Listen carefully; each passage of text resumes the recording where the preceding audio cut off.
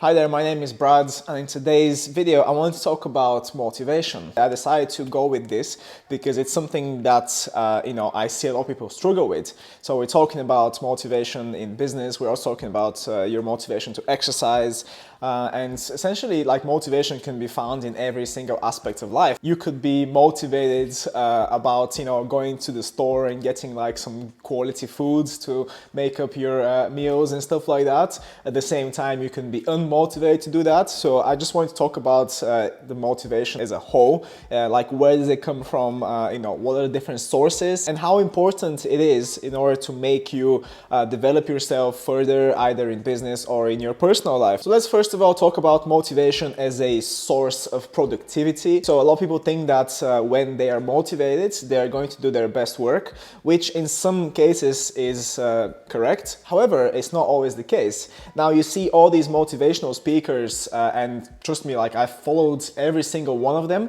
in my life, especially in my 20s. I used to listen to every single one of these people who are motivational, who are still motivational speakers. I'm not really going to name drop anyone here because I'm not trying to diss anyone, but I also wanted to make people aware that listening to motivational speakers who would try to get up your kind of adrenaline and endorphins to rise up essentially and to lift your mood is kind of okay in some situations, but it's not really a lifesaver, and it shouldn't really be something that you obsess about, and it shouldn't really be your lifeline in a way, because a lot of people tend to look at it as some sort of a drug. Like whenever they feel unmotivated or depressed or sad, they tend to look at these people to try and get motivation from, which is okay. It's good to have that source of motivation. However, you should also learn to try and find that motivation from yourself, because sometimes, and I've been there, sometimes these motivational speeches and these people that you kind of that you idolize, they will bring you the necessary motivation to kind of get up and maybe go and exercise or do something. But there are other cases where that doesn't work. And what happens when it doesn't work? You kind of fall back into your depression or unmotivated behavior.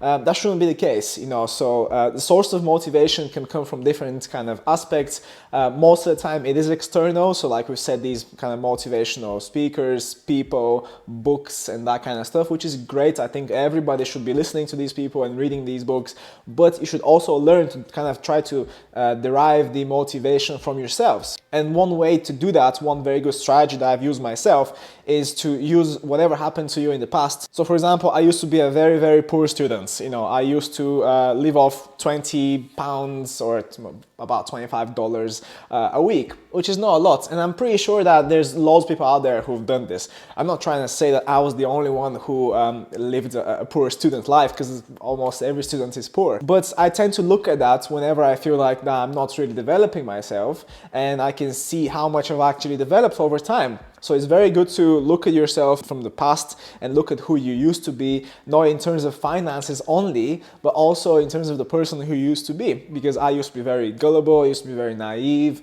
and those are things that most of us forget about. And as you kind of get more experience, you start to overcome those things. And essentially mainly talking about, a business point of view, like a professional point of view, looking back at where you started. If you started your company maybe 2 or 3 years ago, just, go back and either mentally or actually physically, write down where you used to be. If you're tracking yourself, if you're tracking your progress via some sort of a spreadsheet or anything like that, numerical kind of tracking data, that's great. That's something that I do as well. So I can essentially show you a spreadsheet that I have been following for the last 3 years, ever since I started a new company, and I can tell you exactly how much money this company has made every single day and how much money it's lost every single day for the past 3 years.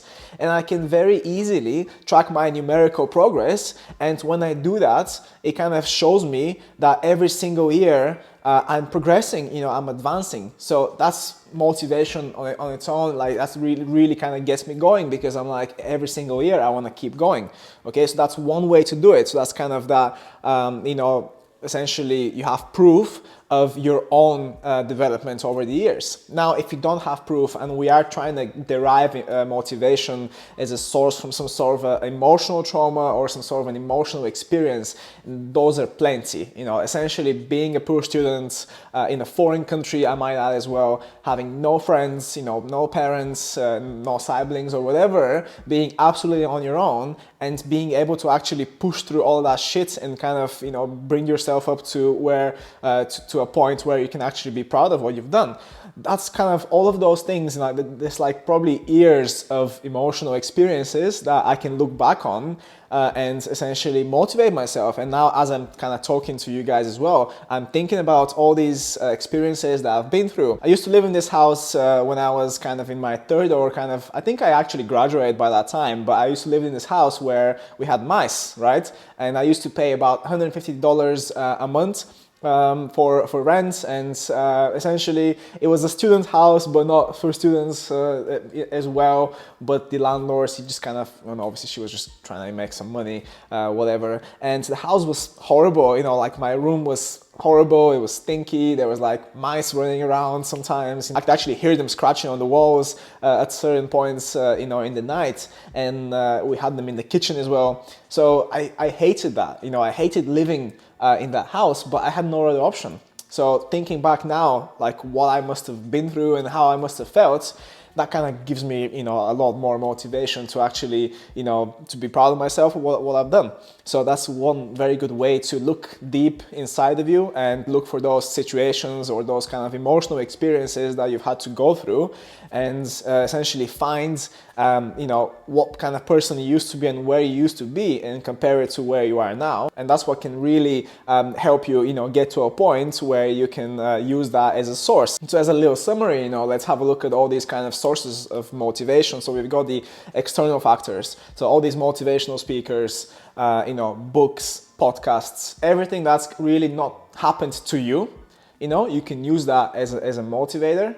And you've also got the internal motivators, which essentially I tend to split into two. So you can have internal, well, the internal motivators, I like to look at them as things that actually happened to you in the past or currently are happening to you. So those are things that essentially that I think are stronger motivators, because you were there, you were present.